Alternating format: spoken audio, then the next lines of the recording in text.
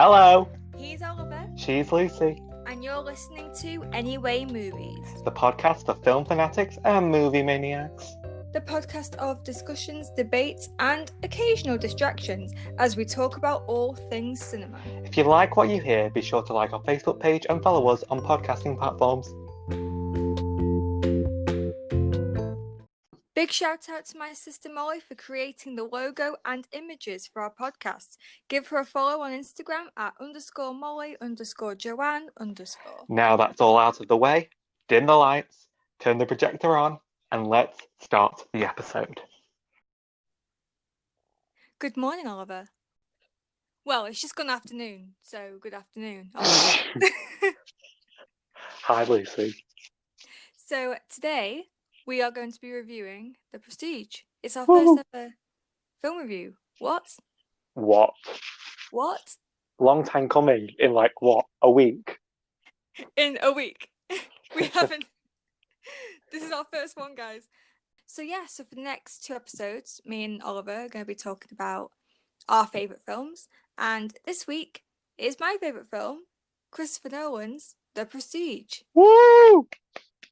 Yes. This is the spoiler-free section. So if you have not watched this movie yet, do not worry.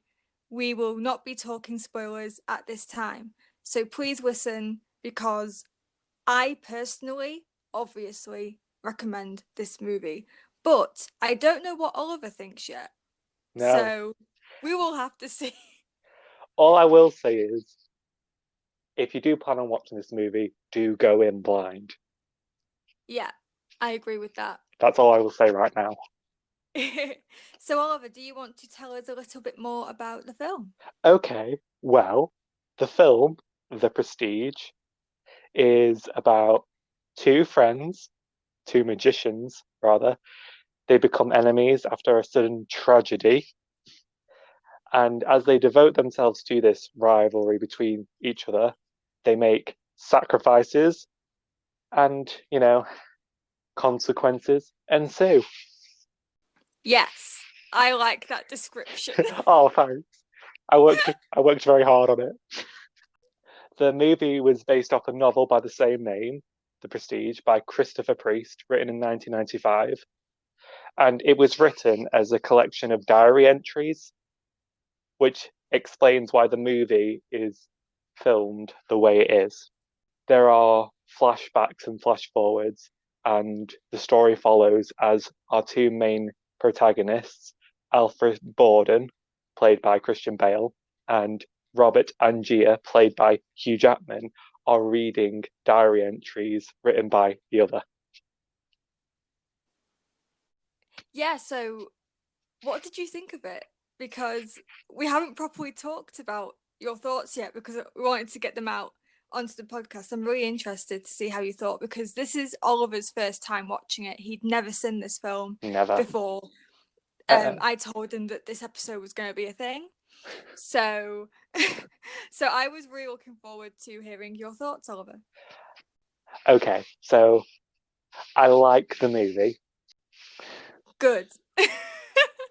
And I think it was very well acted. One thing I did really like about the movie is the sound design, specifically when we were looking at Tesla's experiments. Oh, by the way, Nikola Tesla is also in the movie. Yes, he is. Played by the one and only David Bowie. Just genius casting. Really can I is. just say? Really is. Brilliant. Whoever came up with that idea needs a raise. And just like the sound design, like of the electricity, I was like in awe. I was watching this movie with headphones in, and it was just like surround sound. Oh, I can imagine that. Like the hair on the back of my neck was sticking up at the electricity. I was like, oh. Also, though, my head really hurt after. Really? Well, I spent the whole movie trying to figure out what the hell was going on. And like in the last half an hour, 20 minutes, I was just sort of sat there being like, I don't get it. And then after finishing the movie, I was like, oh, That's what it is. Yeah, this movie is amazing at making you feel really stupid. But honestly, guys, if you have not seen this movie yet, you will not be disappointed by the ending. It is just so good. It's going to be very hard to talk about it without spoiling it, but we're doing this for you. Yeah. And I mean, we've um, got a spoiler section later, which we can talk about, so it's fine. yeah, I just think it's really important to let people know how amazing this movie is, and it's also important to let them go in knowing as little as Oh possible, yeah. because I went into this movie. I've been a massive fan. This has been my favorite movie for 2 years. I watched it 2 years ago in July. I actually remember what month it was. That's how like dedicated I am. Ever since, I've just been obsessed with it. I was gonna say, what is it about the movie that makes you love it so much? What is it that made you think this is my favorite movie? I just love the story. Mm. I have not read the book yet, but I am planning on doing it because I just love the story so much, and I love the aura around it, the atmosphere. I like where it's set. It's set in the late 1800s, I believe. So it has that really nice background to it. And I also love the costume design. I've actually written down who did the costume design. Joan Bergen, Queen. Queen. Well All done. I'm gonna say is watching it for the first time, seeing Hugh Jackman in a top hat and a cane just made me think of The Greatest Showman. Honestly, and I don't know if you noticed, Oliver, but this film is a part of the Michael Caine magician duology. So there's this film, and then there's Now You See Me, in which Michael Caine is also playing a part that has something to do with magicians. So, The Michael Caine magician duology. Did you yes. just come up with that just now?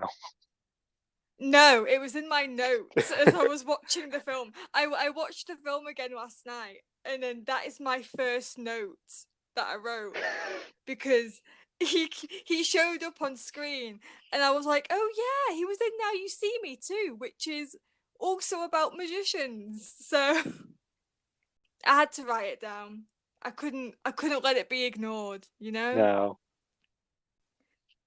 Okay, so also in the cast, we should say, so Christian Bale playing Alfred Borden. His stage name is The Professor. Hugh Jackman playing Robert Angier. His stage name is The Great Danton. Michael Caine as Cutter. Scarlett Johansson as Olivia Westcombe.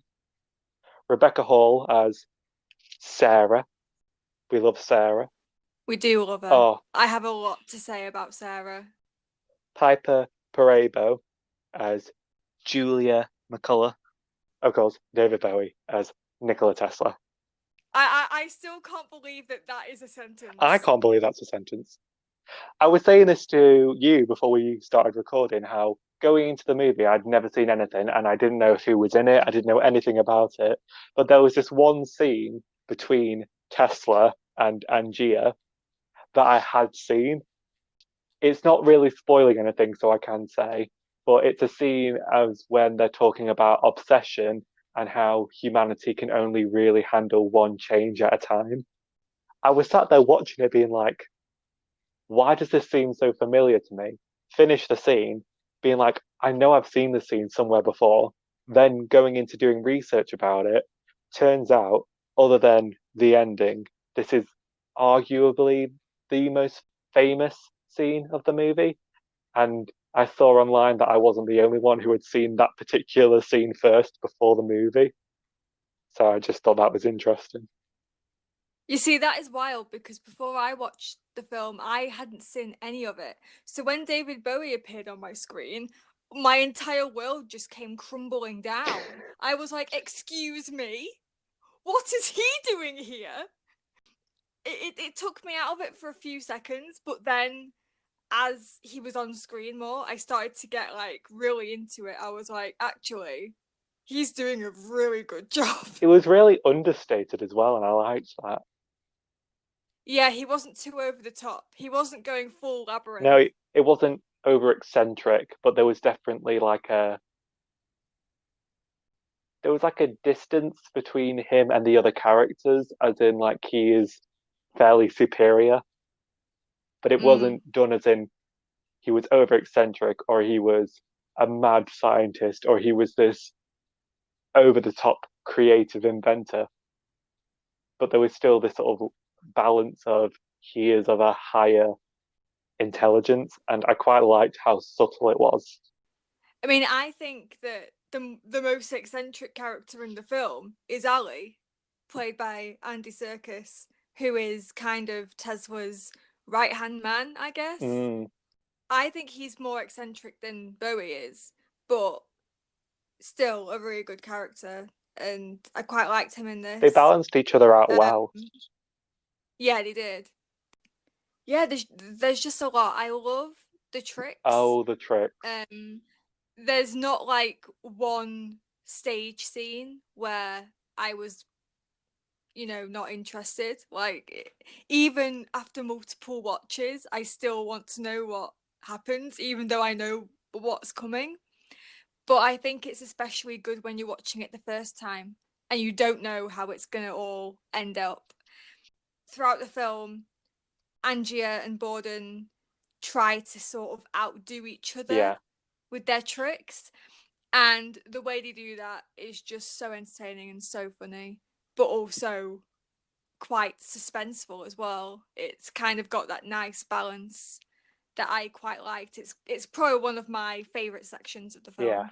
Just them trying to outdo each other and steal each other's tricks and stuff. It's really, really good. It shows the immaturity of the characters and how they grow throughout the film. Yeah. I feel like Borden and Angia, I feel like they're very much two sides of the same coin. Yes, They are very definitely. much alike and follow similar patterns throughout the movie. But then there are certain instances where they slightly diverge. Like you see how in similar situations they react differently, or how in similar situations how they cope with loss of control or gaining control.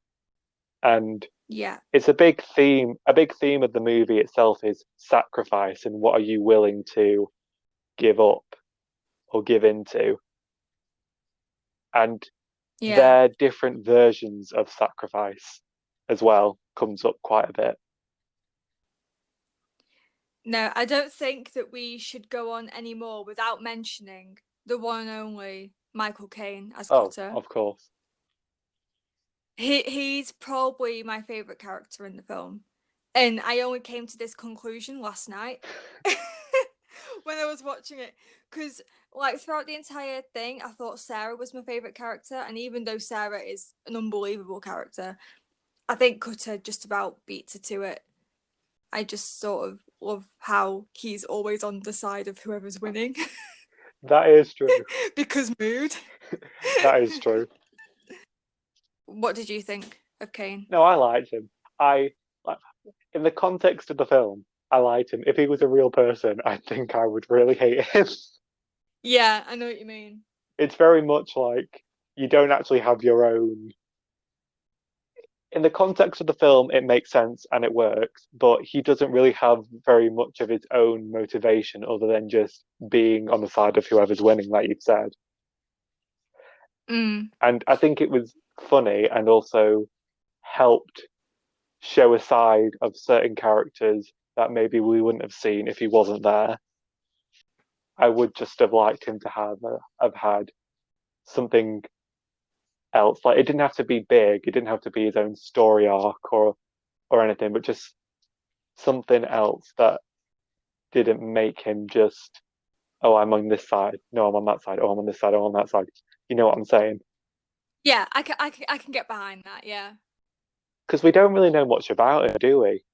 Well, we know that he has like a lot of connections, which is how Borden and Angia sort of got their start in the Yeah, business. And I just found it really funny how he just has contacts everywhere, so they can literally get into any theatre that they can just kick a show out to replace them with Angia or Borden, and it's all down to Cutter. Also, I've just realised this. I don't know if there's any sort of like why this is. Maybe it is coincidence, but Angia, Borden, and Cutter is ABC. Oh yeah. I don't know if this means anything, but film theorists go off. Indulge us. Is it easy as one, Oh two, God. three? Do re mi T. fa. Sorry, guys. That was an in joke from when me and Oliver did a number from Sound of Music. and, and all we did was say, well, I had I had T la. in the I Do Re had Mi la. song, and Oliver had La. And the entire song was just me and Oliver going, T, La. La. Oh my god. Anyway, movies. There it is. There it is. Our first tangent, Woo! guys. Applaud us. Applaud us. So, are there any other spoiler-free thoughts that you had on the movie? The very start, the introduction, when it's Michael Caine narrating the 3 stages of a magic trick. I thought it was a really good introduction. It like very quickly brought me in and very made me really go, okay, I'm focused. Yeah, I love the beginning of the film. I quite like films that kind of go up, so maybe it has like a bit of a bad beginning, but then as the film goes on, it gets better. But I think what sets this movie apart is the fact that, in my opinion, it's very consistently good Mm, throughout. So it has a very strong start, a very strong middle, and a very strong prestige. Haha, get it? haha, get it? Haha. Haha.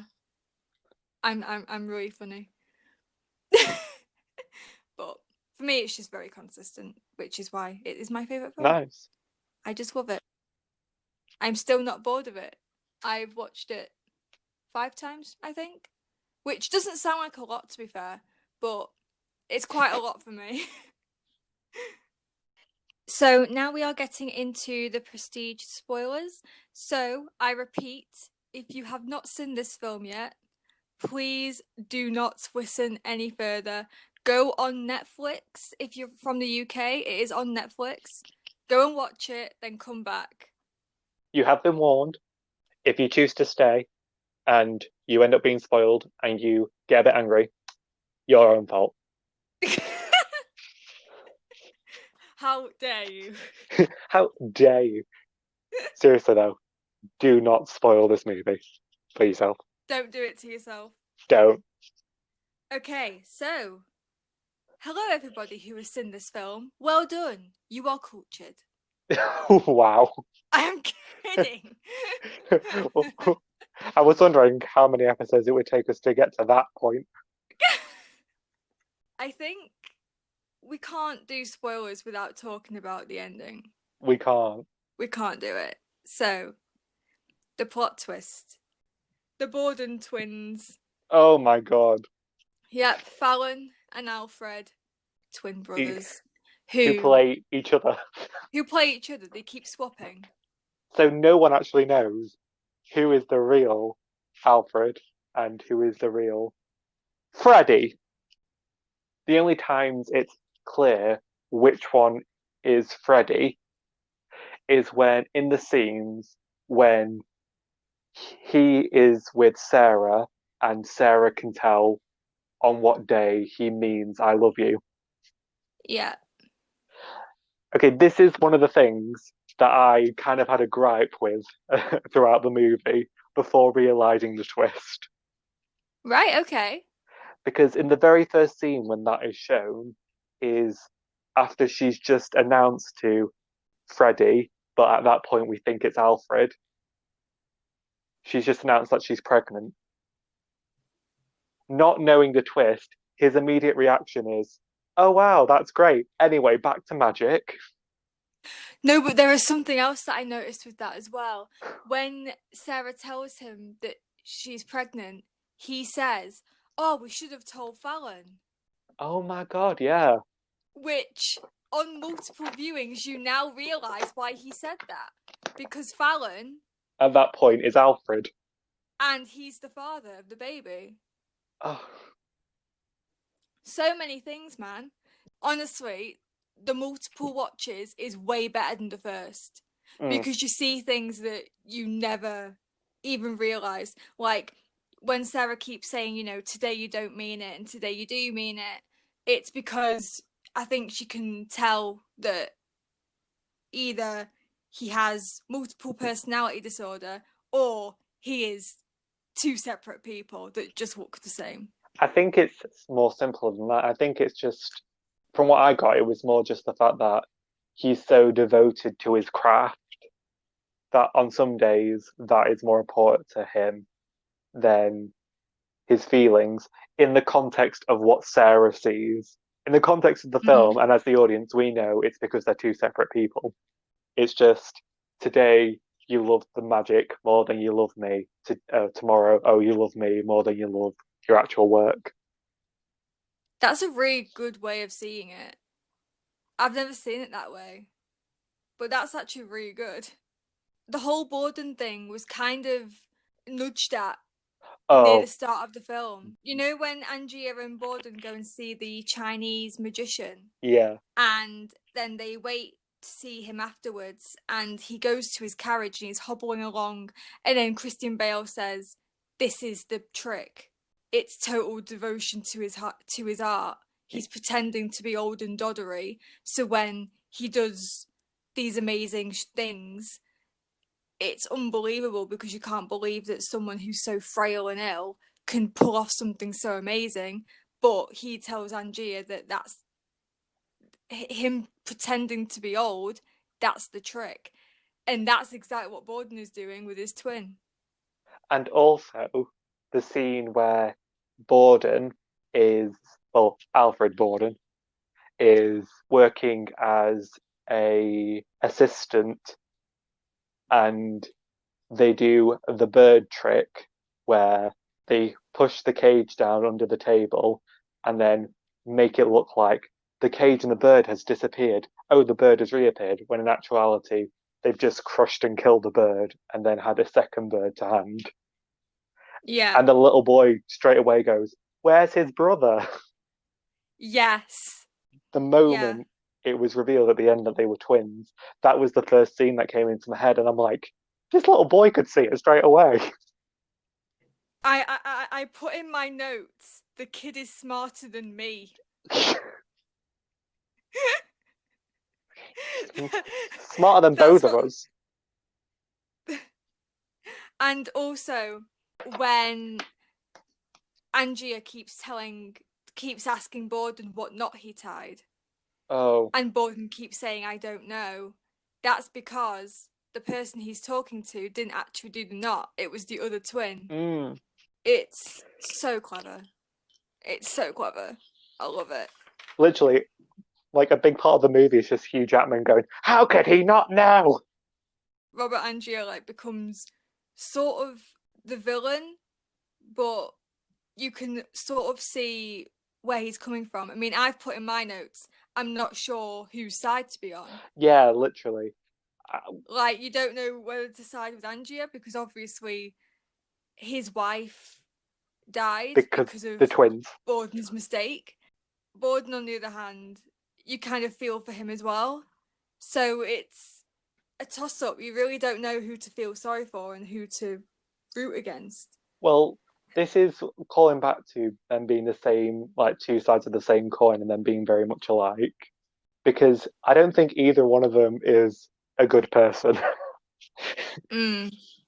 I guess that's what I love about it. They're both very flawed people. But, And if I knew either of them in real life, I'd probably hate them both. oh, wow. I mean, yeah.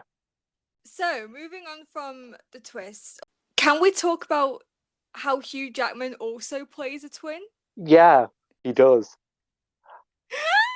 I was like, it took me like a second to be like, is that Hugh Jackman playing another character? Or is that just someone who looks a lot like Hugh Jackman? Yes, we are talking about the character of Root, Woo! who is the funniest character in the entire Root film. is my favourite character. I love Root. He is great. And you can tell that Hugh Jackman is having the absolute time of his life playing that part. It's so fun. An out of work actor that is just drunk all the time. Mood.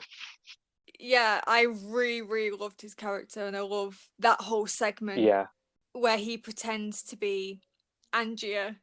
And I love that when he says that like you know where Angia says to him, okay, you need to get out of your clothes because anyone can walk in at any second. And then Root says something along the lines of, oh, I think I'm going to keep them on. I like being you. It amuses me. Something like Yeah. that. And oh, it's just so good. It's so good. And I kind of love his friendship with Olivia as well. Yeah. That is just a really fun segment of the film that I really loved. I really liked how. So the whole point of that bit is them trying to figure out how Borden does the transported man. And Cutter says, well, clearly he uses a double. And because we don't know the twist at this point, we're like, well, no, that would be too simple. Like, no one ever actually uses twins or doubles. My favourite game that I like to play when I watch The Prestige again is to guess which twin is which in which scene. It's my favourite game. And I don't think I've completed it yet. I'm still very confused over which twin is which sometimes. But yeah, it's very entertaining on multiple watches. Honestly, I can't wait for the second time you watch it because you're going to see so much that you didn't get the first time. I think this leads us on to delving a bit more into the whole sacrifice and how it's different for them. Shall we talk about the sudden sci-fi element? Right, yes. So before recording, I mentioned to Oliver that this was the sort of bit that I was a bit questionable on. Obviously, after multiple watches, I've grown used to it and I'm fine with it now. But basically, there is a segment of the film where Angia asks Tesla to make him some sort of invention that can help him do the transported man without using a double. And Tesla does it. He does it. They make Hugh Jackman clones. Yeah, This was the bit where I was like, right, okay, I am not sure I am liking this. This is going to sound really weird. That the entire film up to this point, you could see possibly happening. yeah. You can see how these tricks would have been done. It's very realistic. But then this comes up, oh, you can do clones now in the late 1800s. And it's just sort of, it took me out of it the second time. Yeah. But obviously, like I said, after multiple rewatches, I've sort of made my peace with it. I appreciate that. I feel like as sci-fi goes, because it wasn't the main element of the movie, it was only near the end, and also because like there wasn't that much focus put on it as such. Like it was built up fairly well throughout the movie without much attention being brought to it until it was shown, oh, this is a machine, this is what it does. I feel like as a sci-fi element, I think it was a lot more grounded than than it could have been. Yeah. And I appreciate that. But I do agree that it did take me out of it, and I was just it made the movie so confusing near the end. Yeah, I feel they like that did. was kind of the point though, because it was supposed to keep you on your toes. Like the main thing that sort of kept cropping up throughout the movie is this whole you don't really want to know how they do it, but you do at the same time. So to throw that in there, it takes you off the path and does it mixes things up for better or for worse. It does. Yeah, of course it makes sense to me now why they had that in there. Yeah, first time I wasn't a massive fan, but the way that they do it in the film is really good. Like cinematography wise, just the entire effect of it is just really, really good. Really well done. Yeah, that leads on to how I've said this a couple of times already, but properly saying it now, what sacrifice means to them differently.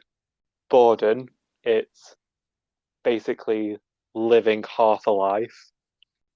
He basically wrecks his marriage, which leads to Sarah becoming an alcoholic and depressed, and then she takes a life. And he also maybe loses his daughter because I still don't know at the end who is who.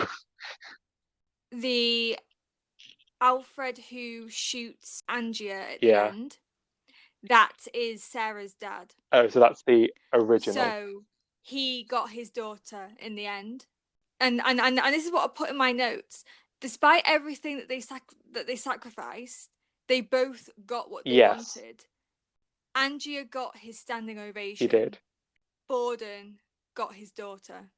So after everything they've been through, they both got what they wanted at the end.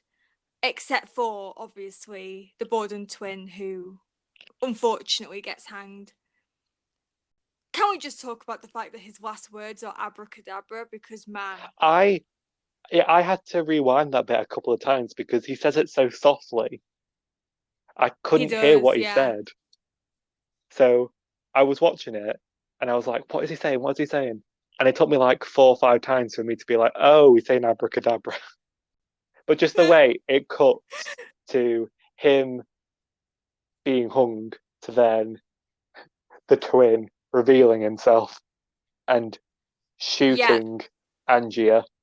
absolutely mental. Like it Honestly. wasn't until Angia literally says though, like twins, that it clicked because I still didn't believe that it was going to be twins. It's because we kind of follow through Angia's obsession with the fact that it can't be a double, it can't be a double. So of course we start to believe that he could be right, he could be onto something. So we're following his story, trying to see, how Borden does his trick. We're Yeah, intrigued then. So then when we find out that actually it was a double, but it wasn't what we thought, it makes it even more hard to watch, really. Because you're seeing Angia, after all of these years of being obsessed with how he did this trick, realizing that Cutter was right all along. oh, good old Cutter. Everyone was right. He was using a double. It's absolutely mental and kind of makes you feel sorry for him when he dies, even though he has turned out to be an absolute prick. I mean, he tried to get Borden's daughter. Like, that is Oh, just too far. I mean, I get that he killed his wife, but that was an accident. That wasn't done out of malice. But taking the daughter, that isn't an accident. I mean, he did way yeah. worse. But obviously, the wife's death scene is very, very sad. From the dinner scene when it's her, Freddie, Olivia, which is Scarlett Johansson, and Fallon, and like you could see how upset she was because she was like she at that point she already suspected that her husband was having an affair. Like Yeah. from that scene onwards, I'm like I think I can see where this is going, and I was like, and I really Mm. hope it wouldn't. I feel like a lot of movies go that route, and I don't think it was done in a bad way. I think when the scene happened and she did hang herself, it was like the build up was really good to it, and it didn't feel out of place. But it was kind of like I could see it from a mile away. I just love Sarah. Rebecca Hall was Yeah, amazing in this film. I just love how innocent she was, but also she wasn't afraid to speak her mind if she felt that Borden wasn't doing anything right. The way that she looked after him after he lost his fingers, and she always put her daughter first. And yeah, I just love Sarah a lot. And when she died, it was quite upsetting because obviously the same happened to Angia as well. So when Sarah took her life, that was kind of Angia and Borden being square because they both have dead wives. But hers, I think, was a lot sadder than Julia's, even though Julia's death was really sad as well. I just think Sarah, because we knew her a lot more, we got to know more about her story and her arc and the way that she felt about the marriage. It was very upsetting for her to have that send off, but it couldn't have happened any other way. I mean, it's like you just said, you kind of could see it coming, but you sort of didn't want it to happen. Goodness, this film, I just can't deal with it. It's so good. Literally, after finishing watching it, I didn't know how I felt straight away because, like, I thought it was acted well. I thought it was directed well. The twist blew my head off. But because like I'd spent so long trying to figure out what the hell was going on, my initial reaction was, I don't know how I feel. And the next day I still didn't know how I felt. It took a couple of days for it to properly sink in. And once it did, I was like, okay, I think I like this movie. I mean, it's like I've said multiple times this episode, it does get better the more you watch it, in my opinion. I distinctly remember the first time I watched it, and I could barely sleep that night because I just kept thinking of it over and over and thinking of all the things that I missed. And then the next day, my parents watched it. I actually sat my parents down and I was like, right, you guys are watching this film. And what did your parents think? My parents like it, yeah. They're kind of on the same thing as you. Like, it's not their favourite film, but they do like it. And the twist blew their head off too. This was quite funny because my dad is usually very good at pinpointing stuff in films. He basically calls out whatever is about My to dad's happen before it exactly the happens, same. which sometimes is very annoying because he could spoil it for us all by saying those things. But with this film, he didn't see it. He didn't say anything that happened. He was just completely lost the entire time until the end. And then he was like, oh, I'm so angry that I didn't catch that. And I was like, yeah, it makes you feel pretty stupid, doesn't it? Because it's so funny because when you see Fallon, like, you very rarely see Fallon's face. But when you see his face, it is so obviously Christian Bale. It is so obvious. But you're not looking for Christian Bale when you see Fallon because it's not in your head. But like other things that set up the fact that they were twins was like he was very devoted to Fallon. Yes, that scene where Angia puts him in that grave and digs him, and then Borden has to go and dig him up to save him. The end.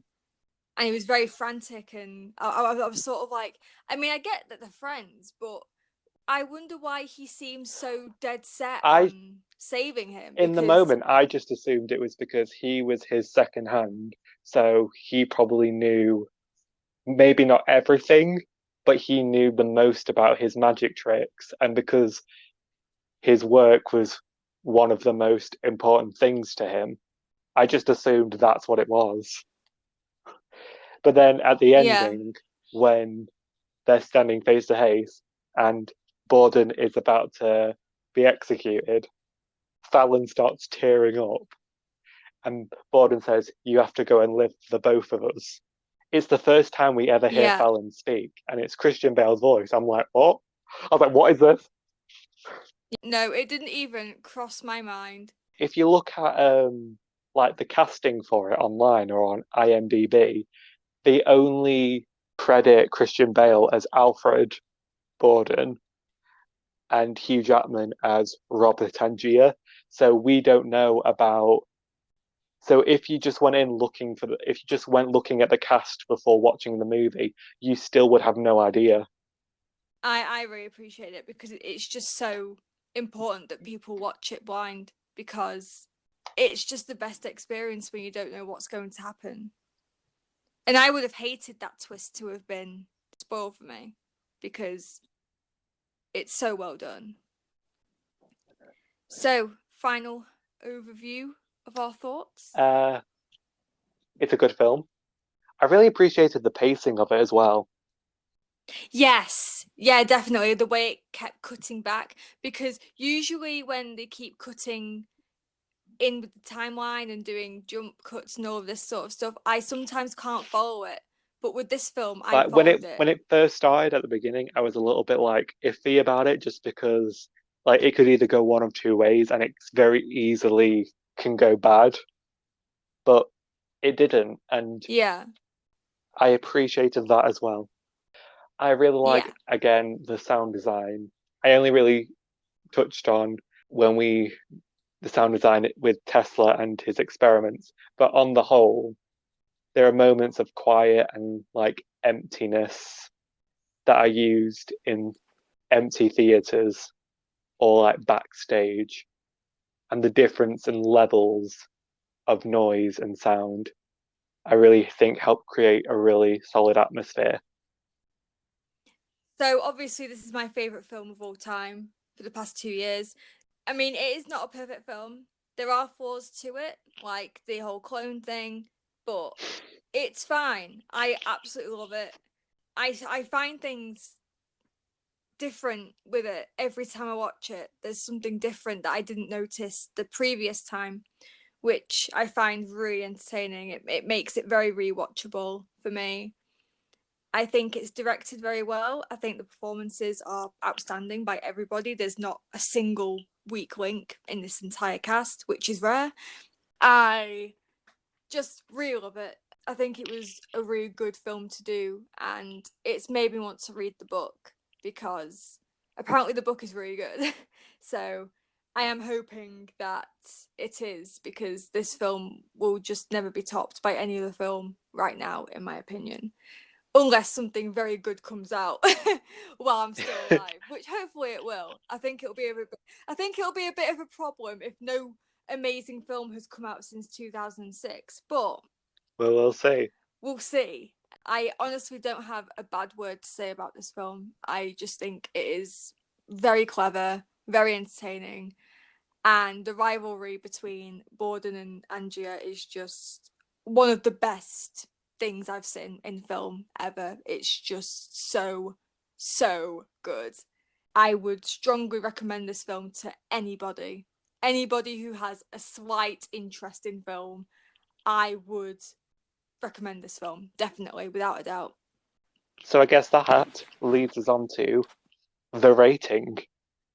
With every movie review, we're going to do a rating out of 10, and we're just going to base what those 10 things are off of something that was very prominent in said film. This time, it's top hats, because there are a lot of top hats. Yep, so obviously it won't come as a surprise to anybody, but this film gets 10 top hats Nice. out of 10 for me. I would like to give it a 7 out of 10 top hats. As long as it isn't anything below a Oh, fine. 5, Well, you're oh, still I'm my going to give it friend. half a top hat. Trust me, you would have been kicked off this podcast. Next week, we are going to be Woo! talking about Oliver's favourite film, which we will not spoil yet. We will not spoil that. We will wait. You will have to wait a week, guys, to see what Oliver's favourite film is. But I am very Oh, me much too. looking forward to that Oh, episode. It's going to be a very good one. So, if you enjoyed this episode, give us a follow on Spotify and leave us a review on iTunes. Why not? also like our Facebook page. We do have a Facebook page. Like our If you Facebook didn't page. catch that, Lucy would like you to like our Facebook page. I didn't know if that translated very well. Yeah, sorry if that wasn't very clear. And I guess we'll leave you on our favourite movie quote. Take it away, Lucy. Now you're looking for the secret. but you won't find it. Because, of course, you're not really looking. You don't really want to know.